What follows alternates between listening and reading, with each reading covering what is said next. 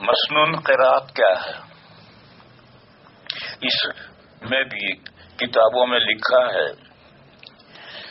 کہ سورہ قاف سے لے کر سورہ بروج تک یہ طوال مفصل ہیں، اور سورہ بروج سے لے کر سورہ بینہ تک اوساط مفصل ہیں، اور اس کے بعد سورہ زلزال سے لے کر آخر تک قصار مفصل ہیں۔ یہ جو کتاب مسئلہ لکھا ہے یہ مقدار بتائی ہے کہ نمازوں میں یہ مقدار ہے، فجر میں طوال مفصل پڑھنے ہیں، یعنی اتنی مقدار پڑھنی ہے، چاہے پورے قرآن میں سے کہیں سے پڑھو، یہ نہیں کہ سورہ قاف سے لے کر آخر تک نماز میں پڑھیں گے اور باقی قرآن مہجور نہیں پڑھیں گے، ایسا نہیں ہے۔ صحابہ، خلفائے راشدین اور نبی پاک صلی اللہ تعالی علیہ وسلم پورے قرآن کریم میں سے پڑھتے تھے۔ بس یہ جو فقہ میں صورتیں لکھی ہیں اس کا مطلب کہ اتنی مقدار کہیں سے بھی پڑھو، اتنی مقدار پڑھو۔ فجر میں طوال مفصل پڑھنی ہے یا اس کے بقدر پڑھنا ہے، اور ظہر میں اور عشاء میں اوساط مفصل پڑھنا ہے۔ مشہور یہ قول یہ ہے، اور یہ قول ہے کہ ظہر میں فجر جتنی قرات ہے، لیکن آج کل ظہر میں فجر جتنی قرات کرتے ہیں تو لوگ پریشان ہوتے ہیں، لہذا وہ جو دوسرا قول ہے کہ عشاء میں جتنی قرات ہے اتنی قرات ظہر میں ہے، اوساط مفصل۔ اور عصر میں دو قول ہیں، ایک ہے کہ عشاء جتنی قرات ہے اور ایک ہے کہ مغرب جتنی قرات ہے، یعنی قصار مفصل ہے، اور مغرب میں قصار مفصل ہے۔ یہ جو کتابوں میں تفصیل لکھی ہوئی ہے جس کو سبھی لوگ جانتے ہیں، اس کے بارے میں عام طور پر غلط فہمی یہ ہے کہ یہی صورتیں پڑھنی ہے 5 نمازوں میں، باقی سارا قرآن مہجور ہے۔ یہ سنت و حدیث اور صحابہ اور حضور کے عمل کے خلاف ہے۔ اور پھر یہ جو فقہا نے طے کیا ہے، یہ مقدار طے کی ہے کہ پورے قرآن میں سے پڑھو، اور پورے قرآن میں سے مضمون کا لحاظ رکھ کر کے پڑھو، اور اسی مضمون کے لحاظ کے لیے رکوع بنائے گئے ہیں کہ ایک رکوع پوری رکعت میں ایک رکوع پورا پڑھو، یا 2 رکعت میں مل کر کے ایک رکوع پڑھو۔ لوگوں میں غلط فہمی یہ ہے کہ تراویح میں تو پورا قرآن پڑھتے ہیں، لمبے سے لمبا رکوع پڑھتے ہیں، لمبی قرات پڑھتے ہیں، لیکن فجر کی نماز میں بہت سے احناف، غیر احناف نہیں، شوافع، مالکیہ، حنابلہ، وہ تو سارے قرآن کریم میں سے طوال مفصل کے بقدر پڑھتے ہیں، لیکن احناف کے یہاں گڑبڑ ہے۔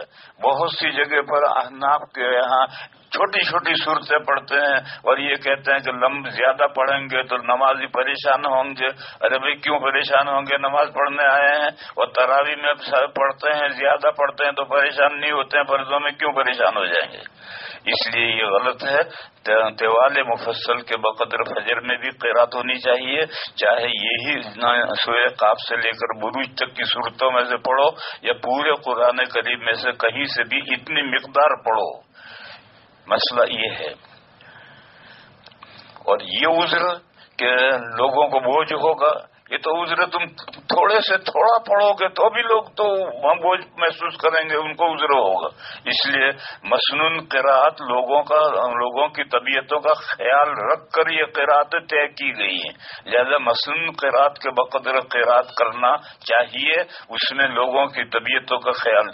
دیکھو میں ایک مثال دوں، ایک آدمی بوڑھا ہے یا بیمار ہے، وہ یہ کہتا ہے کہ فجر میں اتنی لمبی تم قرات کرتے ہو، مجھ سے کھڑا نہیں رہا جاتا بھیا، تو بیٹھ کر سن، اور جب رکوع کا وقت آئے 2-3 آیتیں باقی رہیں اس وقت کھڑا ہو جائیے۔ تیری وجہ سے قل ہو اللہ کے ذریعے سے فجر کی نماز نہیں پڑھائی جائے گی۔ اور اگر کوئی بندہ ایسا ہے کہ وہ اتنا بھی نہیں برداشت کر سکتا تو پھر اس کے لیے اجازت ہے کہ وہ گھر نماز پڑھے، پھر مسجد نہ آئے، گھر نماز پڑھے۔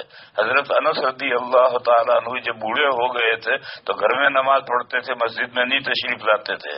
اور گھر میں جب نماز پڑھے گا، جماعت سے پڑھنا ہو تو ایک آدمی کو گھر میں روک سکتا ہے، اس سے زیادہ گھر میں نہیں روک سکتا، باقی گھر کے لوگ مسجد میں جا کر پڑھیں گے۔ اس بیمار کو یا اس بوڑھے کو نماز پڑھانے کے لیے ایک تندرست آدمی امام بن کر کے پڑھائے، ایک رک سکتا ہے، باقی زائد نہیں رکیں گے۔ بہرحال یہ مسئلہ یہ ہے کہ یہ احناف کے یہاں دو مسئلوں میں بہت گڑبڑ ہے. شوافی کے یہاں، مالکیہ کے یہاں، حنابلہ کے یہاں یہ گڑبڑ نہیں ہے، غیر مقلدین کے یہاں گڑبڑ نہیں ہے. وہ یہ ہے کہ صفیں سیدھی کرو. سب کے سیدھی کرنے میں دو چیزیں داخل ہیں، ایک تو قطار سیدھی ہو، اور قطار سیدھی ہونے کے ساتھ کندھے سے کندھا لگا ہوا ہو، ایسا لگا ہوا ہو کہ بیچ میں سے اگر کھڑا ہاتھ گزارنا چاہیں تو نہ گزرے، ایسا کندھے سے کندھا لگا ہوا ہو. تو تمام کے یہاں اس طرح سے کھڑے ہوتے ہیں تو قطار بھی سیدھی ہوتی ہے اور کندھے بھی ملے ہوئے ہوتے ہیں. احناف کے یہاں قطار تو سیدھی ہوتی ہے کیونکہ مسجدوں میں چٹائیں ہیں تو چٹائیوں کے ذریعے سے قطار تو سیدھی کر لیتے ہیں، لیکن کندھے سے کندھے نہیں ملاتے. مدرسوں میں طالب علم بھی ایسے کھڑے رہیں گے کہ بیچ میں ہاتھی نہیں، ہاتھی گزر سکتا ہے، نکل جائے، ہاتھی کا ہاتھی نکل جائے. یہ ہماری نمازوں کے صفوں کے اندر کوتاہی ہے. اگر سب بالکل قطار سیدھی ہے اور کندھے سے کندھے لگے ہوئے نہیں ہے تو سب سیدھی نہیں ہے. تو ایک تو یہ غلطی ہے. دوسری ہمارے یہاں احناف کے یہاں یہ ہے کہ فجر کی نماز میں بھی، بلکہ عشاء کی نماز میں تو وتی نہیں پڑھیں گے.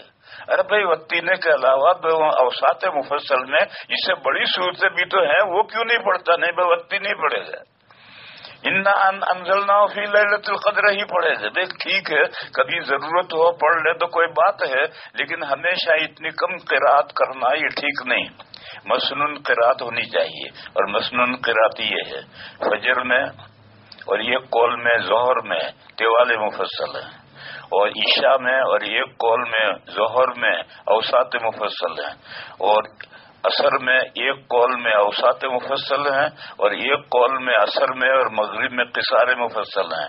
یعنی ان صورتوں کے بقدر پورے قرآن کریم میں سے مضمون کا لحاظ کر کے رکوع سے رکوع پر رک کر کے نماز پڑھو.